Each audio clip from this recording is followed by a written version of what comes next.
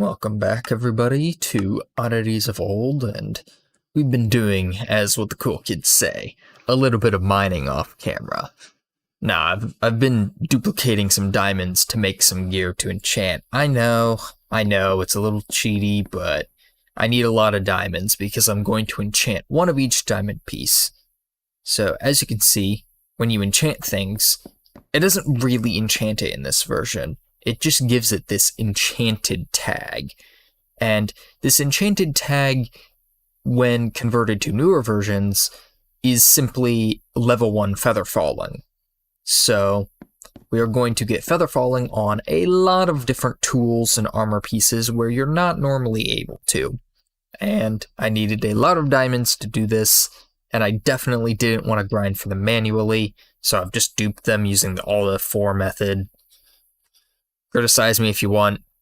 We're going to be doing a lot more duping later, so don't you worry. So at this point, choosing higher level enchantment will do literally nothing, so I'm just going through the table searching for level 1. Pretty easy peasy. So we're going to enchant 9 pieces, and I just crashed the game because shift clicking into an enchanting table crashed the game. How lovely. Well, let's get this into a time lapse, shall we?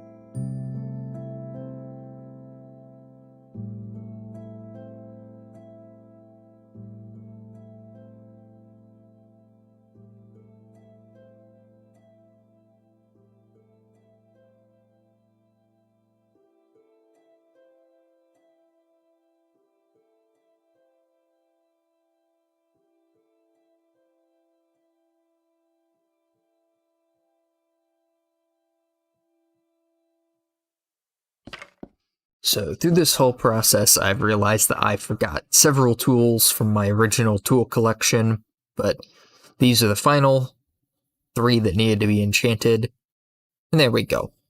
We have now enchanted every item in this version that can be enchanted, with Feather Falling, which is quite cursed. And I also duplicated the negative durability Golden Hoe to enchant as well. So that's a combo discontinued feature of both having negative durability and being enchanted with Feather Falling, which you're not supposed to be able to do. And yes, you can't enchant the bows. It's bugged for some reason. I don't know. So, now with that out of the way, let's get on to our next special treat. So this is post-video recording me here to explain what I'm doing in this time-lapse. With Golden Hoes that have negative durability, the ability to craft tools together to repair them was added in one of the Beta 1.9 pre-releases. So with these negative hoes, you can craft them together to get more negative durability on the hoe. And eventually you will reach a value of about 65,000.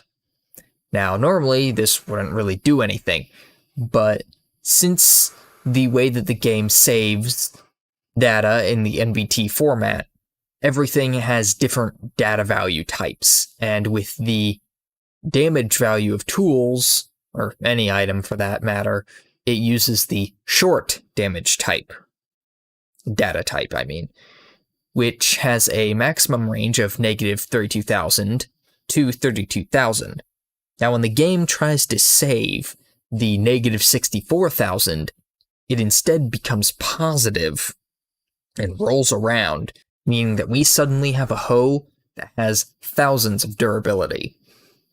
This will become fixed in one of the 1.5 release versions, but that isn't for a while, and I thought it would be neat to show off. And also a cool combination discontinued item to also throw Feather Falling on that I forgot about. So, with finishing the display for the negative and overflowed several thousand durability Golden Hoes finished, I believe it is now time to get some more work done on the museum. In this case, we'll be adding some redstone components to the solid chest section of the museum. And I also think it is about time to visit the time capsule of the cloth blocks that we placed and transmutated in episode 1. Now, at this point in the game, they have become tall grass with broken data values, and those can actually be collected now. And we will grab those and bring them back to the museum, and we'll also build a new display for all of the invalid data value items and blocks that we will be collecting in both this version and future versions as well.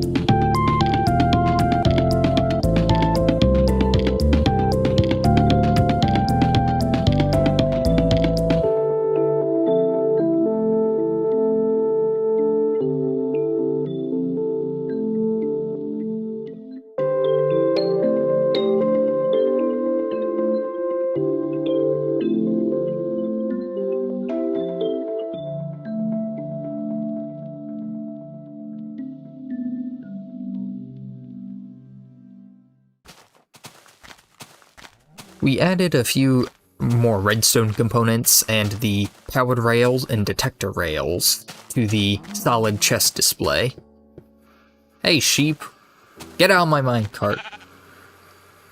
Well, now it is time to go to the time capsule and collect our reward of invalid data value tall grass, which will include the shrub and all variants of it. So let's just sleep the night away, and then we'll make the 500-ish block journey to go and collect our prize.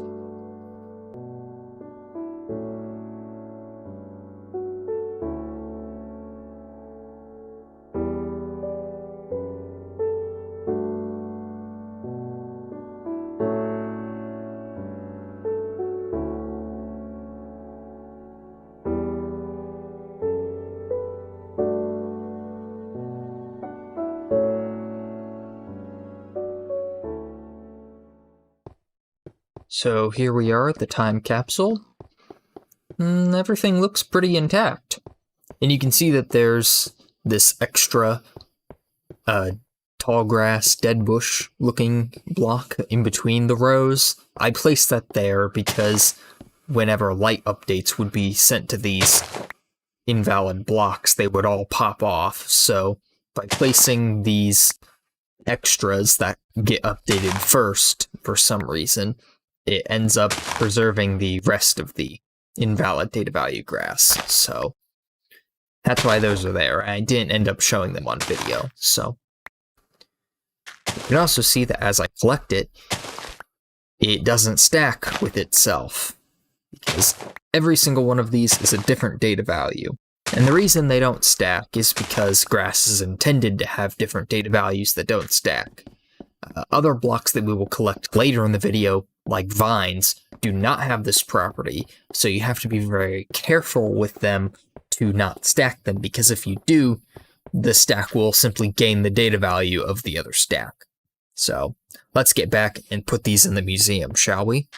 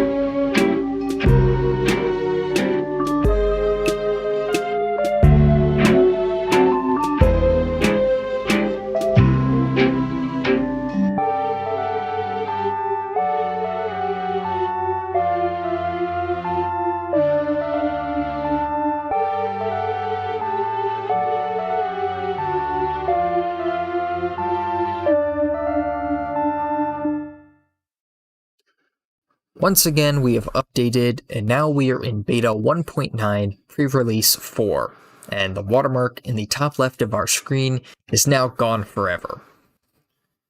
The reason we are here is because enchanting has finally properly been introduced to the game, with a maximum cap of 50 rather than the modern day 30, and it will also eat every single one of those levels when you click the enchant button.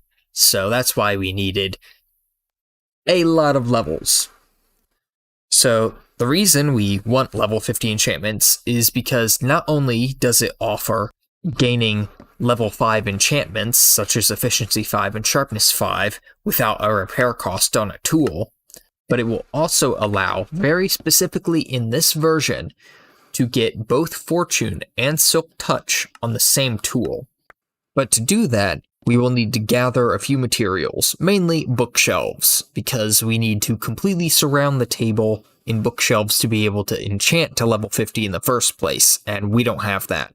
So, let's get on with it.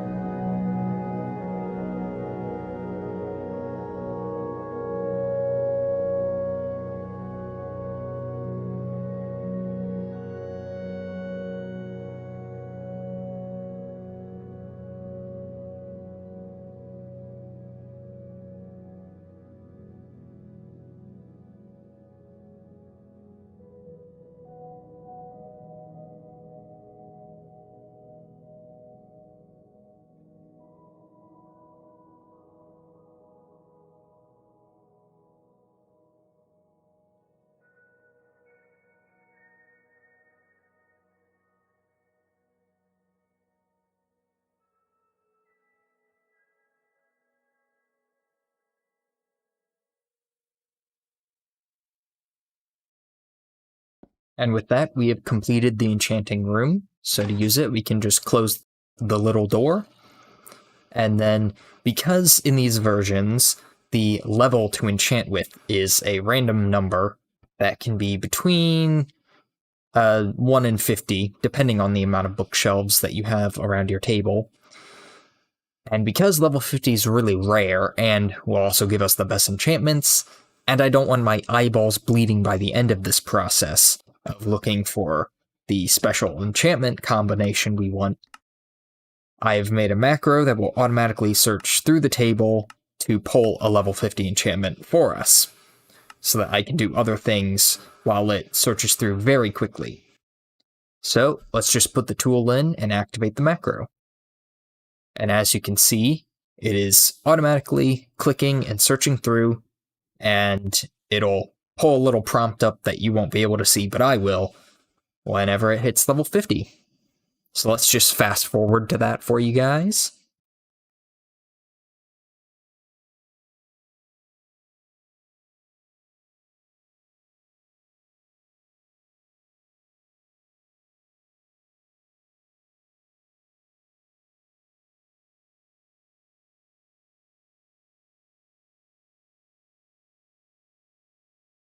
And there you go. You can see that the macro has automatically stopped on level 50, so that we can just come back into the game window and see what we got.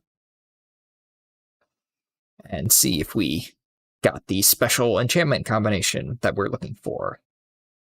It's Fortune 3, but not quite what we want.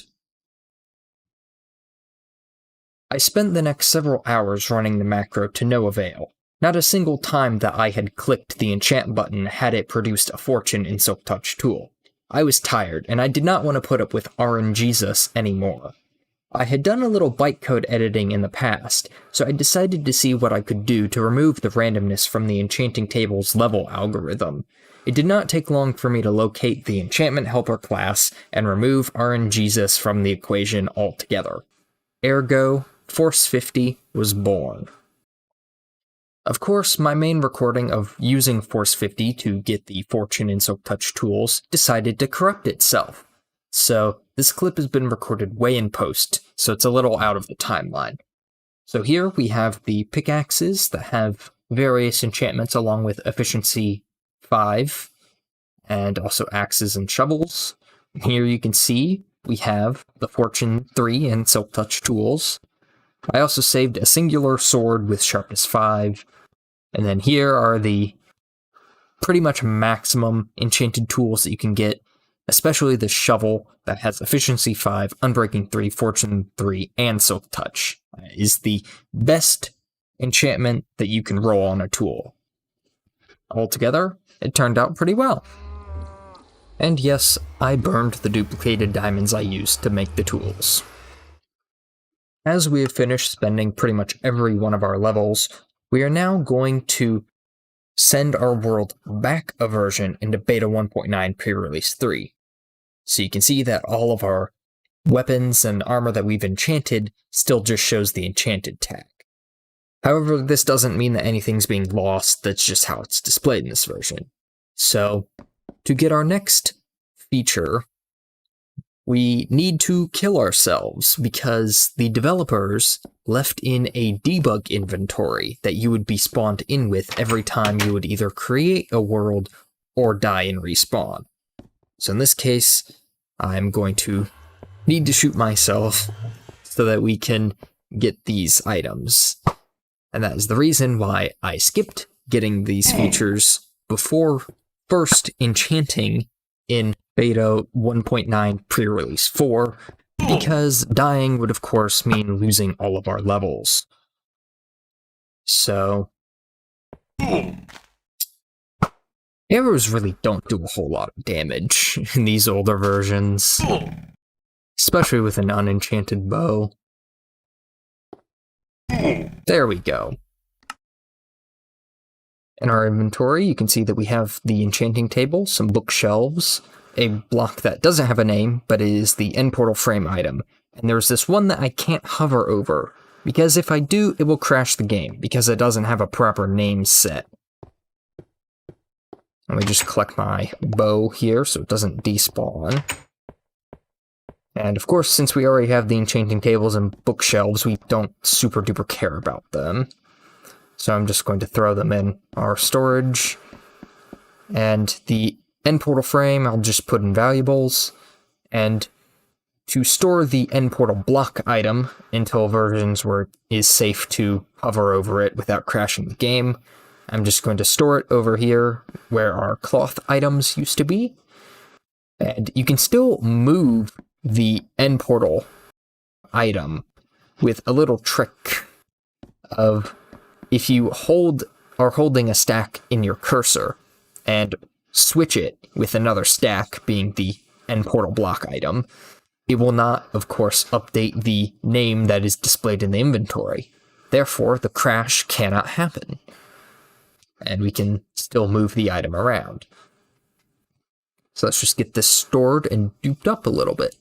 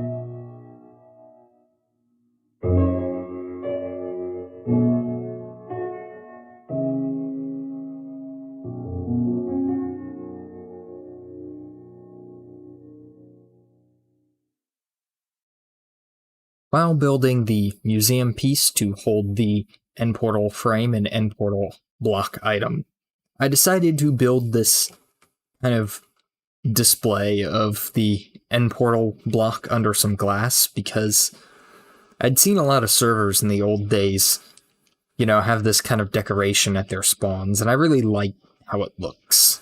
So I wanted it in my base. And now it is. And I really like how it turned out. And we can go and see the little exhibit that I made for it real quick.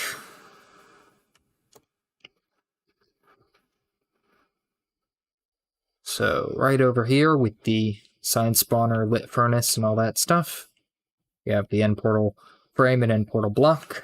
I did a kind of similar design of having the end portal blocks underneath of it. And this will become a portal frame, but it isn't one yet. And I just have the items stored here. But I think that's enough for today.